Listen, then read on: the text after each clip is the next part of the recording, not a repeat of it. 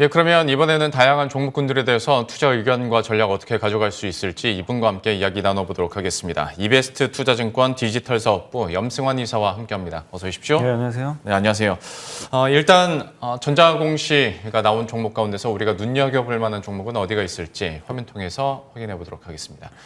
오늘 일단 3개 종목인데요. 삼성중공업과 알체라 그리고 JCS 메디칼입니다. 삼성중공업부터 시작할 텐데 여기는 나오는 뉴스하고 주가하고 너무 분위기가 다르다 보니까 많은 분들이 좀 하소연을 할 법도 합니다. 삼성중공업 어떻게 보고 계십니까?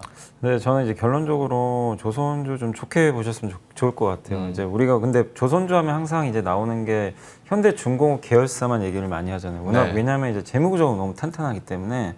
근데 대우조선하고 삼성중공업은 또 그동안 적자도 너무 많았고, 그 다음에 삼성중공업은 유상제를 안 하면은 사실상 이게 잘못하면 또 관리 종목이나 상폐 당할 수도 있는 요건이 있었거든요. 이게 완전 자본 잠식으로 가게 되면 그 시장에서 퇴출되게 됩니다. 그게 규정이라서.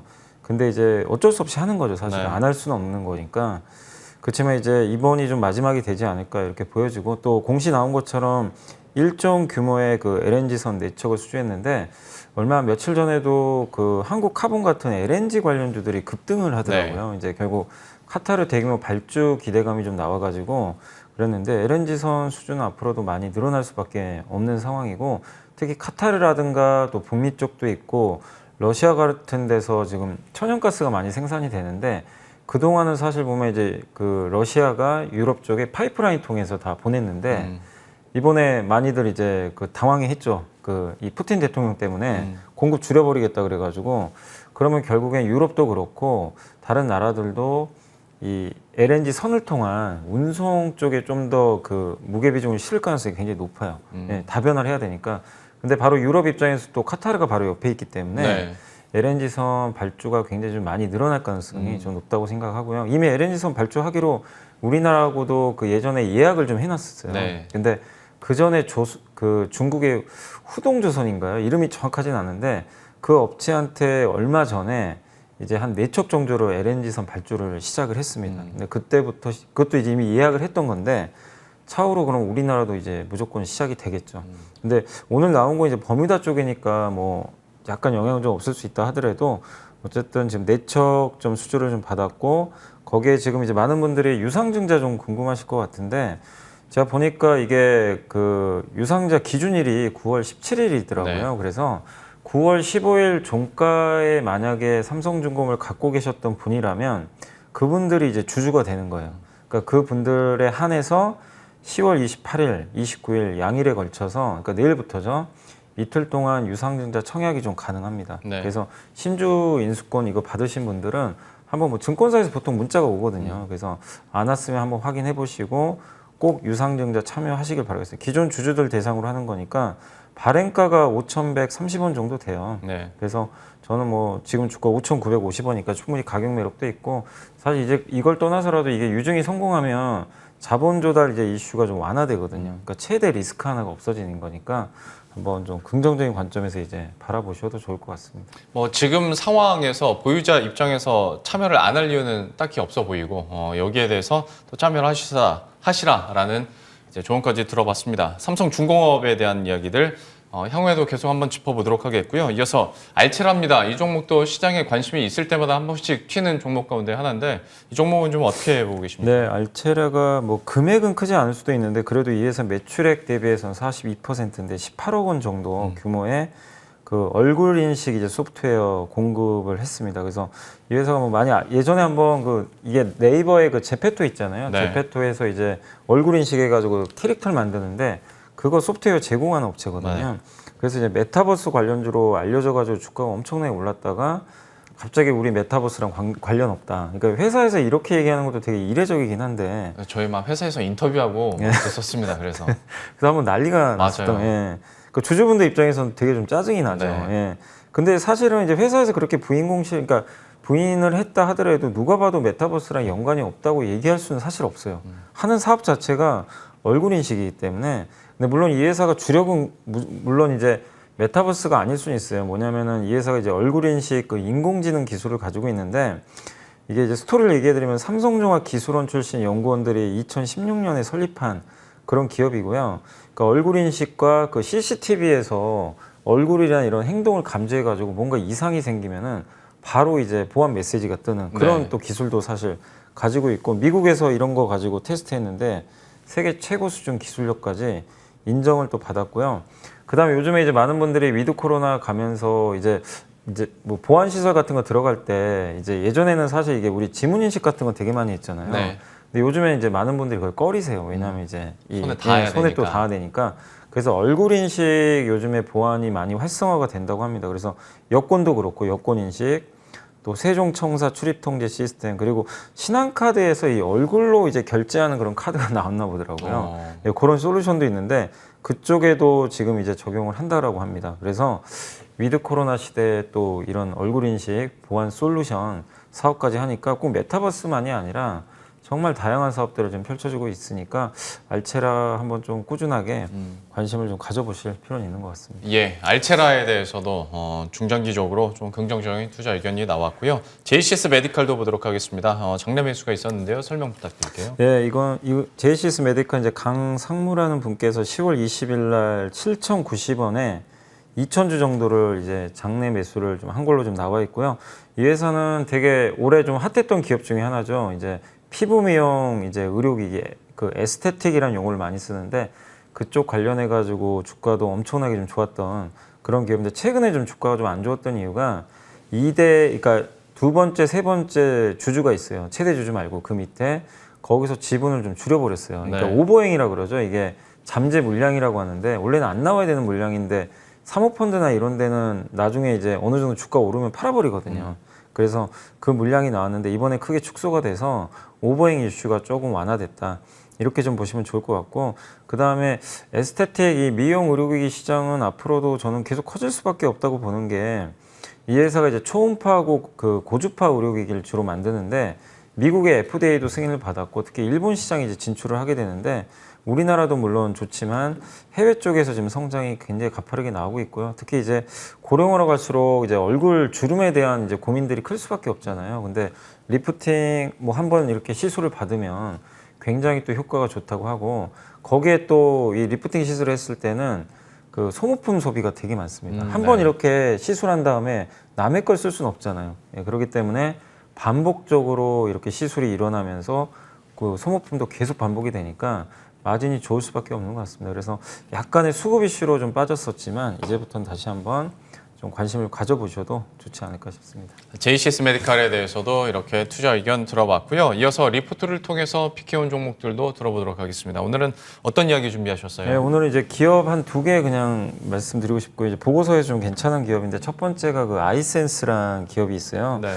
이 기업이 이제 혈당 측정기 만드는 기업 중에 하나입니다. 그러니까 보통 이제 그 혈당 측정기가 한번 이렇게 특히 당뇨 환자분들께서 이제 많이 측정을 하잖아요. 혈당을. 매일매일 이렇게 측정을 하는데 보통 이제 연속초 혈당 측정기 말고 이제 일반적으로 쓰는 혈당 측정기는 이제 체열을 해야 된다고 하더라고요. 이게 스트립을 꽂아가지고 그걸 만드는 이제 회사 중에 하나입니다. 근데 지금 시장 자체가 연속 혈당 측정기 시장이 점점 커지고 있거든요. 연속 혈당 측정기는 이제 몸에다가 패치를 붙여요. 붙여가지고 스마트폰 같은 걸로 모바일상에서 이제 계속 체크를 하는 거거든요. 굉장히 편하죠. 근데 이제 그 시장이 이미 전 세계 이제 3사, 전 세계에서 지금 하고 있는 업체들 한 세 군데가 있는데 그게 덱스콤, 에봇, 메드트로닉이라고 하는데 이 회사들이 그냥 아예 독과점을 하고 있는데요. 몇 년 전부터 아이센스가 이 시장에 이제 진출하기 위해서 개발을 했고 개발은 끝났는데 지금 이제 식약처 허가를 받아야 돼요. 그래서 내년도에 아마 허가를 좀 받을 것으로 예상합니다. 그래서 출시일은 아마 내년 하반기 정도 예상을 하고 있고 독일에서는 2023년경에 아마 출시를 할 것 같아요. 네. 그러니까 이런 걸 보면 연속 혈당 측정기까지 이게 붙게 되면 왜냐하면 기존에 그냥 일반적인 혈당 측정기 시장에서도 좀 돈을 잘 버는데 연속 혈당 측정기 그 세 개사가 있는데 뛰어들게 되면 굉장히 높은 성장을 기록할 수 있겠죠. 그러니까 이거는 결국 제가 예전에도 강조드렸지만 다가올 미래일 가능성이 굉장히 높거든요. 네. 근데 다만 시간이 좀 남아 있어요, 아직은.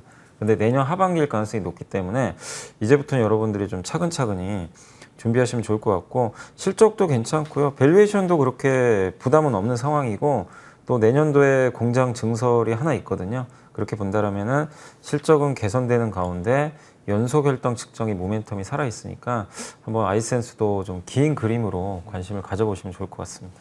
표현해 주신 것처럼 아이센스는 뭐 지금 당장이 아니더라도 차근차근 준비해 볼 만한 종목으로 또 얘기를 해주셨으니까요. 포인트 잘 기억해 두시면서 관심 있게 지켜보시면 좋을 것 같고요. 또 다른 종목은 어떤 겁니까? 네, 그 이수 페타시스인데 제가 사실은 이제 이런 기업들은 그렇게 좋아하는 기업은 아니에요. 왜냐하면 그 재무가 너무 안 좋아요, 사실은. 그래서 이제 좀 고민을 해봤는데 그래도 그 재무는 안 좋지만 이제 성장성이 좀 나오기 시작할 것 같아서 한번 좀 관심은 가져보세요. 뭐냐면 이수페타시스가 그 우리 기판이라고 많이 들어보셨잖아요. 반도체 기판, 뭐 자동차에 들어가는 기판도 있고 거기에 뭐 PC용 기판도 있을 거고. 근데 이 회사가 하는 거는 MLB라 그래가지고요. 네. 그 통신 장비에 들어가는 기판이에요. 그걸 주로 만드는데 그쪽 시장이 워낙 안 좋았어요. 그래서 뭐 한국의 대표적인 기업들도 이 사업 좀 철수한다는 얘기가 있고 경쟁사 대덕전자도 아마 이거 비중을 줄일 것 같더라고요. 그리고 대표적인 회사가 일본의 교세라라고 있거든요. 이 회사는 아예 이 사업 자체를 철수해 버렸습니다. 철수한다는 얘기는 그만큼 업황이 안 좋다는 얘기예요. 예. 근데 이제는 돌릴 가능성이 지금 굉장히 높아졌고요. 왜냐하면 경쟁사들이 철수를 하기 시작했는데 거기서 지금 미국과 중국이 갈등을 겪으면서 중국산 부품 잘 안 쓰려고 그래요. 네. 근데 통신 장비 시장 앞으로 커질 수밖에 없는 게요. 왜냐하면 지금 미국도 그렇지만 일본, 뭐 인도, 유럽 쪽에서 5G망 이제 많이 깔아야 되거든요. 그래서 거기 들어가는 MLB가 많이 쓰일 수밖에 없고 그리고 예전에는 시스코나 노키아 같은 비중이 굉장히 높았는데 최근에 구글이라든가 다른 업체들로 매출이 굉장히 좀 다변화되고 있습니다. 그래서 실적 3분기 이번에 보니까 실적 추정치도 상향 조정이 됐습니다. 다만 이제 요걸 하실 때 염두에 두실 거는 이번 3분기 실적 발표하고 나서 보통 11월 15일 날 그게 좀 발표되거든요. 분기 보고서 발표되니까 그때 부채가 좀 감소했는지 한번 좀 체크해 보시고 비중은 높게 하지 마세요. 그러니까 굉장한 턴어라운드 스토리는 맞는데 고부채 기업들이 잘 되면 주가 엄청나게 가거든요. 근데 혹시라도 또 어떤 또 리스크가 불거질지 모르는 거니까 비중은 주식 만약에 이 기업을 선택하신다면 투자 비중은 5에서 10% 정도로만 좀 가볍게만 한번 해보시면 좀 좋을 것 같습니다. 이수페타시스에 대해서 분명히 투자 모멘텀들이 있고 반등의 여력이 있습니다만은 재무 상태가 썩 좋지 않은 상황이기 때문에 부채 비율이 좀 줄어드는지도 꼭 확인하시라라는 조언까지 이렇게 들어봤습니다. 두 개 종목에 대해서 포인트 짚어봤고요. 이어서 AS도 들어보도록 하죠. 10월 13일에 코인테크 한번 다뤄주셨었고 이후에 주가도 아주 강한 상승 흐름을 기록했습니다. 최고가 기준으로 18% 정도 수익권인데요. 현재 구간에서 코인테크 좀 어떻게 보고 계십니까? 예, 코인테크도 이게 사실 2차 전지 관련 기업이거든요. 2차 전지 장비 회사인데 네. 2차 전지 장비 회사 중에 주가가 그동안 사실 되게 못 갔어요. 근데 이제 이 기업이 이렇게 올라가는 이유가 그 테슬라가 리튬 인산철 배터리, LFP 배터리라고 하죠. 요거 이제 그 전량 뭐 교체한다. 사실 전량 교체는 아니고 이제 가장 저가 모델에 쓰이는 배터리를 이걸로 다 바꾸겠다. 이런 이제 얘기가 나오면서 네. 좀 급등을 했는데 코인테크 그 자회사가 탑 머티리얼이라는 회사가 있거든요. 그래서 이 차세대 코발트 프리 양극재를 이제 개발한다라는 그런 얘기가 나온 것 같은데 이게 NCM 배터리에서 제일 문제가 되는 게 비용이에요. 그러니까 이 코발트가 너무 비싸거든요. 네. 그래서 이거 없는 배터리를 개발을 하고 있어요. 특히 이제 LG화학 중심으로 해가지고 하고 있는데 거기에 관련된 것들을 지금 생산을 하는 것 같아요, 자회사가. 그래서 아마 코인테크가 좀 부각이 또 한번 됐던 것 같은데 어쨌든 지금 트렌드에 딱 맞잖아요. 왜냐하면 NCM 배터리가 계속 뭐 저는 나쁘다고 생각을 안 하는데 LFP랑 경쟁을 하려면 어쨌든 원가가 좀 절감돼야 되거든요. LFP보다는 되게 비싸요. 제가 알기로는 뭐 킬로와트당 LFP 같은 경우보다 그러니까 20-30% 아마 비싼 걸로 좀 알고 있어요. 네. 근데 이 코발트 만약에 없애버리면 원가가 정말 낮아져서 LFP랑 거의 비슷해집니다. 그럼 굳이 LFP 쓸 필요가 없는 게요. NCM이 주행거리 훨씬 길어요. 네, 그래서 상당한 좀 수혜를 받을 수 있으니까 코인테크도 한번 원래 본업도 잘합니다. 뭐 2차 전지 장비도 잘 나가니까 그래서 꾸준히 한번 들고 가시면 좀 좋을 것 같습니다. 인기 있는 코너에서 모두 회자가 됐었던 코인테크입니다. 우리 연블리님과 또 저희가 돌파매매에서도 한번 나왔었던 종목들이기 때문에 이후의 급등 흐름 저희 입장에서도 너무 반갑고요. 여전히 어떤 투자 포인트와 모멘텀 살아있기 때문에 그 흐름들도 계속 지켜보도록 하겠습니다. AS 마치고 오늘 시장에서 또 우리가 어떻게 또 시장에 임해야 될지 조언 한마디 부탁드릴게요. 예, 그 월요일 날 이제 한번 제가 좀 그때 와가지고 좀 반도체나 자동차도 한번 좀 보자. 뭐 네. 바이오까지 한번 언급을 드린 게 이제 증권사 보고서 한번 소개해 드렸잖아요. 그래서 그 관련해 가지고 이제 지금 실제로 보니까 어제 같은 경우 보니까 그 움직임이 이제 현실화되고 있는 것 같아요. 실제로. 이게 왜 좋냐면 반도체, 자동차, 바이오는요. 우리나라 3대 축입니다. 사실 어떻게 보면. 이 기업들이 가지 않으면 아무리 뭐 2차 전지 콘텐츠가 가도요. 증시가 오르기가 쉽지 않아요. 그러니까 네. 이번에 보셨겠지만 2차 전지랑 콘텐츠가 주가가 폭등을 했어요. 근데 지수는 오히려 빠져버렸잖아요. 그러니까 확실히 시장을 이끌기 위해서는 시총들이 굉장히 커야 되는데 반도체, 자동차, 바이오가 어제 ETF 보니까 다들 급등했더라고요. 그래서 네. 좋은 분위기가 나오고 있는 것 같고 특히 저는 고무적인 게 반도체에서 어제 SK하이닉스가 실적 발표를 했는데 내용이 제가 생각했던 거 기대 이상으로 너무 좋더라고요. 그러니까 시장은 반도체 내년에 다 죽는다 막 이런 굉장히 안 좋은 뉴스가 계속 쏟아졌는데 하이닉스가 보는 그림은 완전히 달라요. 지금 네. 수요는 너무 좋고 그다음에 일부러 생산량도 줄였대요. 우리는 공급이 는 줄 알았는데 3분기 생산량을 줄여가지고 판매 단가가 10%나 올라갔다고 합니다. 그리고 낸드가 드디어 흑자 전환에 성공을 해버렸어요.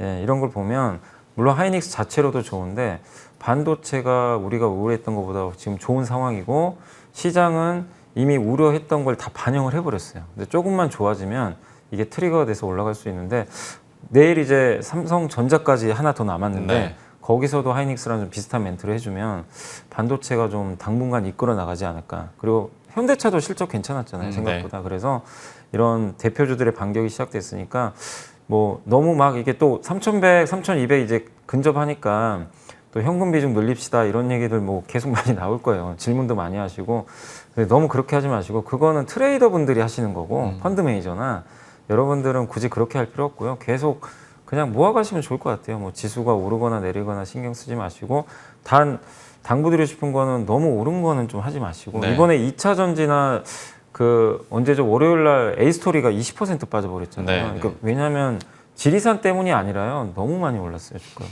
예.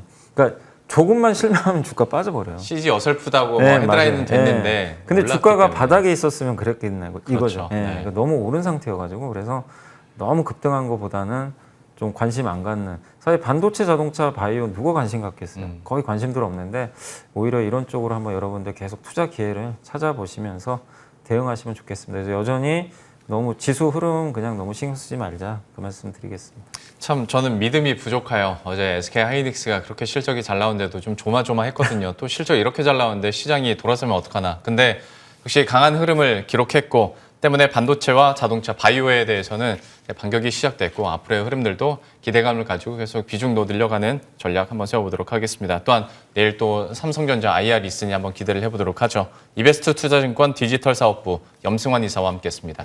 오늘 말씀 고맙습니다. 네, 감사합니다.